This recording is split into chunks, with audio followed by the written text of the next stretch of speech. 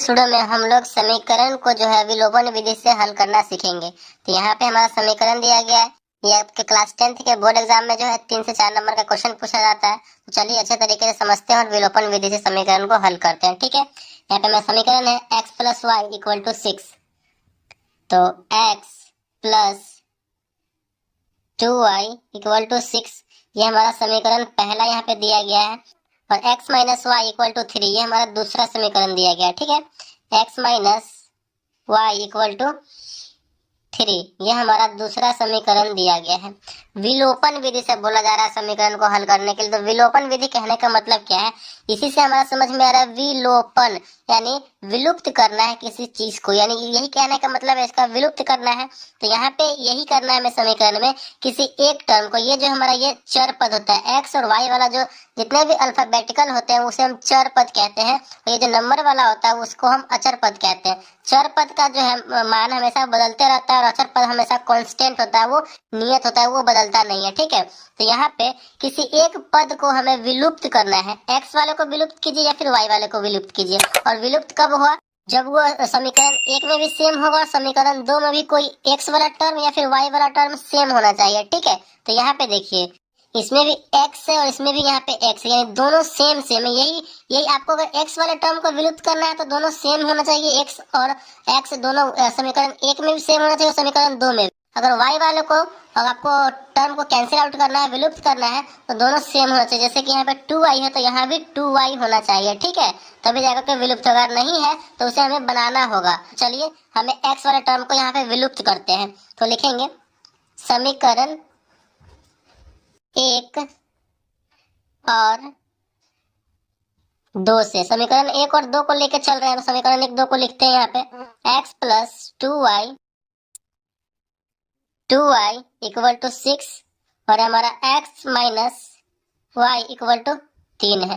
देखिए ये भी प्लस में, आगे कुछ नहीं लगा हुआ, इसका मतलब क्या, प्लस है, ये भी प्लस में है। इसको हम कब करेंगे, यानी इसको हम घटाएंगे तभी जाकर के ना ये कटेगा। इसको हम माइनस करेंगे, समीकरण एक और दो को यहाँ पे लिखते हैं, दो को घटाने पर। ठीक है, घटा रहे हैं तो यहाँ लिखेंगे घटाने पे, यहाँ पे माइनस कर रहे हैं, नीचे वाले चिन्ह को हमेशा देख के चलना है। घटा रहे हैं या फिर जोड़ रहे हैं तो नीचे वाले चिन्ह को देख के चलेंगे। यहाँ कुछ भी नहीं, इसका मतलब क्या, प्लस है, माइनस कर रहे हैं तो माइनस प्लस मिलकर हो जाएगा माइनस।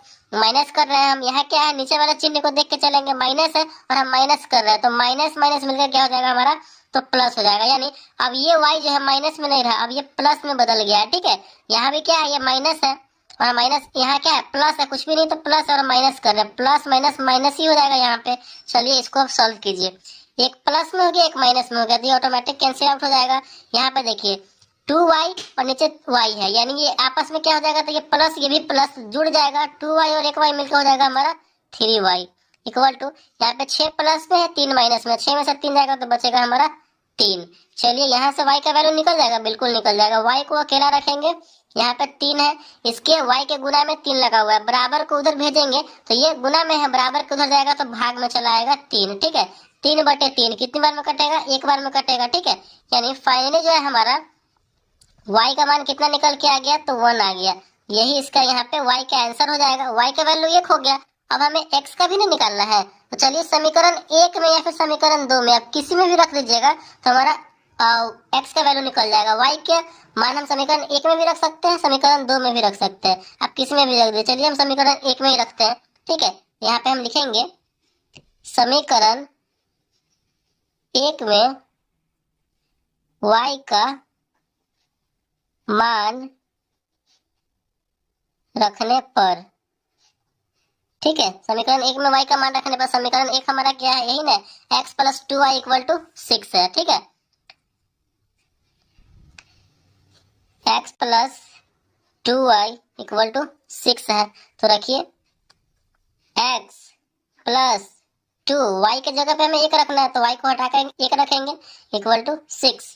फिर सॉल्व कीजिए, x प्लस 2 में 1 से गुना करेंगे तो 2 इक्वल टू 6, 2 को उधर भेज देंगे तो हमारा क्या हो जाएगा, x इक्वल टू 6 अपने जगह पे है, 2 उधर जाएगा, प्लस में है इधर, बराबर को उधर जाएगा तो माइनस में 2।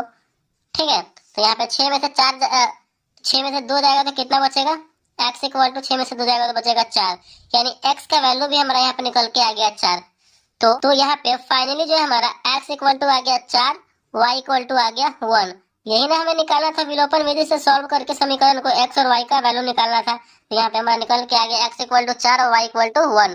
तो इसी तरीके से हम विलोपन विधि से समीकरण को हल करेंगे। आई होप आपको जो है विलोपन विधि से समीकरण को हल करना यहाँ पे समझ में आ गया होगा। तो अगर वीडियो को अच्छा लगा और पसंद आया तो प्लीज वीडियो को लाइक कीजिएगा। चैनल पर नया है तो चैनल को सब्सक्राइब जरूर कीजिएगा। Thank you.